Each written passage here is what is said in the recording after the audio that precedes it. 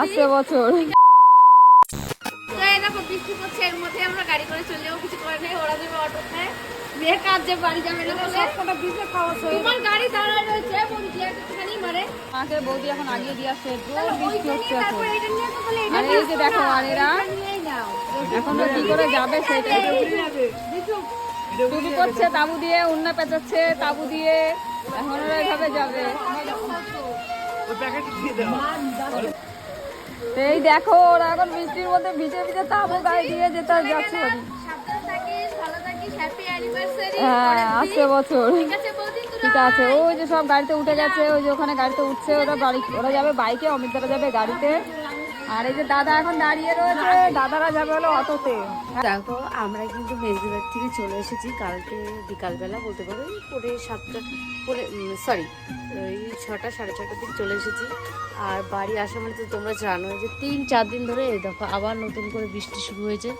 বৃষ্টি তো থামার কোনো কথাই নেই, ঠিক আছে, বৃষ্টি তো থামছেই না। তো বোন যাবে, আমি চালটা ধুয়ে নেব। আর তোমাদেরকে এই দেখো, দেখতে পাচ্ছ এইদিকে আছে ইলিশ মাছ, আর ওইদিকে আছে বাগদা চিংড়ি। আর চিংড়ি মাছটা রান্না করব আর ইলিশ মাছ করব, তো তোমাদেরকে সেটা দেখাবো। আর এই বর্ষার দিনে কিন্তু ইলিশ মাছ খেতে বেশ ভালো লাগে। তো ঠিক আছে, চলো আমি রান্নাবান্না করে নিই। আর ইলিশ মাছের সাইজটা দেখেছো, অনেকটা বড়। আমি জানি না ফোনে ছোট লাগছে, বাট সামনের থেকে কিন্তু অনেকটাই বড়, দেখলে বুঝতে পারবে। এই দেখো কতটা বড়। রান্না বান্না বসিয়ে দিই, বোন আবার স্কুলে যাবে, এই বৃষ্টির মধ্যে যেতেই হবে, ওকে খুব মানে ওর খুব দরকার আজকে। তো চলো পরে আসছি, বাই। তো বসিয়ে দিয়েছি। আর আমার কিন্তু সকালবেলা ঘুম থেকে উঠে, যেহেতু 9টার সময় ঘুম থেকে উঠেছি, এত বৃষ্টি ছিল, ঠান্ডা ঠান্ডা ওয়েদার, খুব ঘুম দিয়েছি একটা।